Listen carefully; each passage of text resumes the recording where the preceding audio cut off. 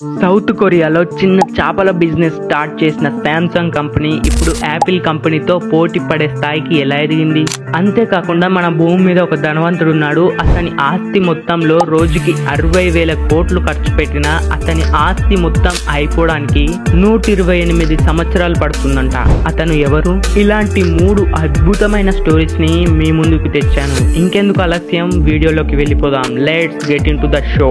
మనలో అందరికీ Samsung company పేరు వినగానే టీవీ, మొబైల్ ఫోన్స్, ఏసీ, మహా అంటే వాషింగ్ మిషన్. కానీ మీకు తెలుసా, వీటికన్నా శాంసంగ్ కంపెనీ ఇంకెన్నో ప్రొడక్ట్స్ ని తయారు చేస్తుంది.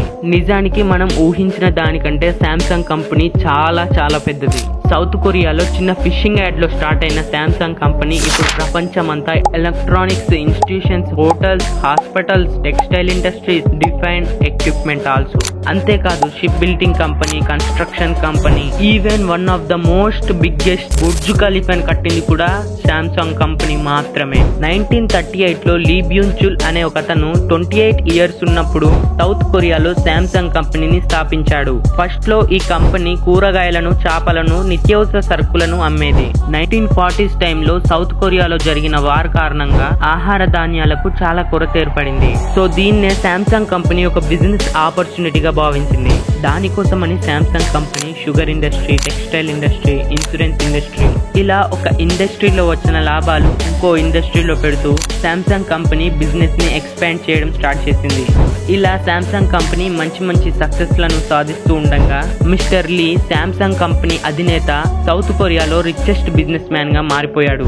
నిజానికి శాంసంగ్ కంపెనీకి ఇదో ఆరంభం మాత్రమే. 1960s లో శాంసంగ్ కంపెనీ ఎలక్ట్రానిక్స్ వైపు అడుగు పెట్టింది. ఈ ఒక్క స్టెప్ కారణంగా ఎక్కడో ఉన్న చిన్న company one of the most electronic manufactured కంపెనీగా మారిపోయింది. అంతేకాకుండా ఫార్చ్యూన్ 500 లిస్ట్ లో కూడా చేరింది.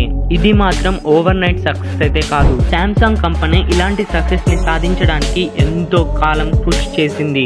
కాబట్టి శాంసంగ్ కంపెనీ ఇంత మంచి సక్సెస్ ని చూడగలిగింది. కొన్ని సంవత్సరాల క్రితం పెద్దవాళ్ళందరూ ఇలాంటి విషయాలను చూసి కృషి ఉంటే మనుషులు ఋషులవుతారు అనే విషయాన్ని కనిపెట్టారు. బై ద వే, ఇలాంటి సక్సెస్ఫుల్ స్టోరీ విన్న తర్వాత మీకు ఎలా అనిపించిందో కామెంట్ చేసి చెప్పండి. ధనవంతుడు అనే పదానికి పర్యాయ పదమతడు సాఫ్ట్వేర్ సామ్రాజ్యపు సృష్టికర్త. 1 కాదు 2 కాదు, ఏకంగా 18 సంవత్సరాలు ధనవంతుల జాబితాలో మొదటి స్థానంలో నిలిచాడు. తను తన ఆస్తి మొత్తంలో రోజుకి 6 కోట్లు ఖర్చు పెట్టినా తన ఆస్తి అయిపోవడానికి 218 సంవత్సరాలు పడుతుందంట.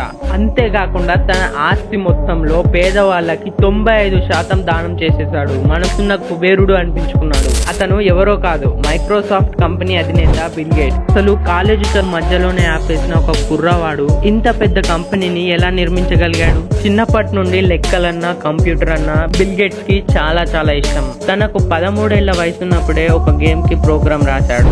బిల్ గేట్స్ కి తన స్కూల్లో ఉండే పై తరగతికి సంబంధించిన పాల్ అలెన్ తో స్నేహం కుదిరింది. పాల్ అలెన్ కూడా కంప్యూటర్స్ అంటే చాలా చాలా ఇష్టం. కాబట్టి ఇద్దరు కలిసి కంప్యూటర్ ప్రోగ్రామ్స్ రాసేవారు. కానీ బిల్ గేట్స్ వల్ల అమ్మా నాన్నకు బిల్ గేట్స్ ఒక మంచి లాయర్ కావాలి అనే ఆశ ఉండేది. కానీ బిల్ గేట్స్ కి మాత్రం కంప్యూటర్స్ అంటే ప్రాణం. ఇక తల్లిదండ్రుల కోరిక మేరకు బిల్ గేట్స్ హార్వర్డ్ యూనివర్సిటీలో చేరాడు. ఒకరోజు బిల్ గేట్స్ పాపులర్ ఎలక్ట్రానిక్స్ అనే మ్యాగజైన్ బుక్ ని చూశాడు. ఆ బుక్ కవర్ పేజ్ మీద ఆల్టేర్ 8800 అనే ఒక కంప్యూటర్ గురించి ప్రచురించడం జరిగింది. దాన్ని చూసి బిల్ గేట్స్ ఆ కంప్యూటర్ గురించి తెలుసుకున్నాడు.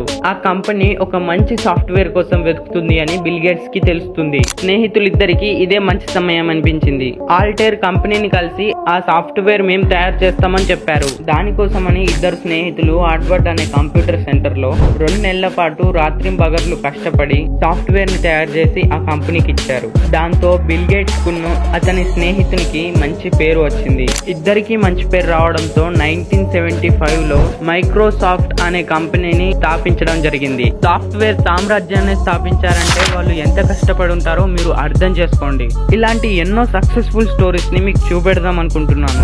అండ్ నెక్స్ట్ రాబోయే వీడియోలో నేను యూట్యూబ్ ప్లాట్ఫామ్ ఎలా పుట్టిందో చేయబోతున్నాను. యూట్యూబ్ ప్లాట్ఫామ్ సోషల్ మీడియాలో తీయడానికి ఎంత కష్టపడ్డారో చెప్పబోతున్నాను. యూట్యూబ్ ప్లాట్ఫామ్ ఎలా ఉంటుంది, యూట్యూబ్ లో మనం డబ్బులని ఎర్న్ చేయొచ్చా, అసలు యూట్యూబ్ ప్లాట్ఫామ్ నుంచి మనకు డబ్బులు ఎలా వస్తాయి, యూట్యూబ్ నుండి డబ్బులు సంపాదించాలంటే ఏం చేయాలి? ఇలాంటి క్వశ్చన్స్ కి నేను ఆ వీడియోలో ఆన్సర్స్ ఇస్తాను. దీనికి మీరు చేయాల్సింది ఒకే ఒకటి, మన వీడియోస్ కనుక నచ్చితే మీరు లైక్ చేయండి అండ్ మన ఛానల్ కి ఎవరైతే కొత్తగా విజిట్ చేశారో తప్పకుండా సబ్స్క్రైబ్ చేసుకోండి. ఇలాంటి ఎన్నో సక్సెస్ఫుల్ స్టోరీస్ తో మళ్ళీ కలుద్దాం. అంతవరకు బాయ్.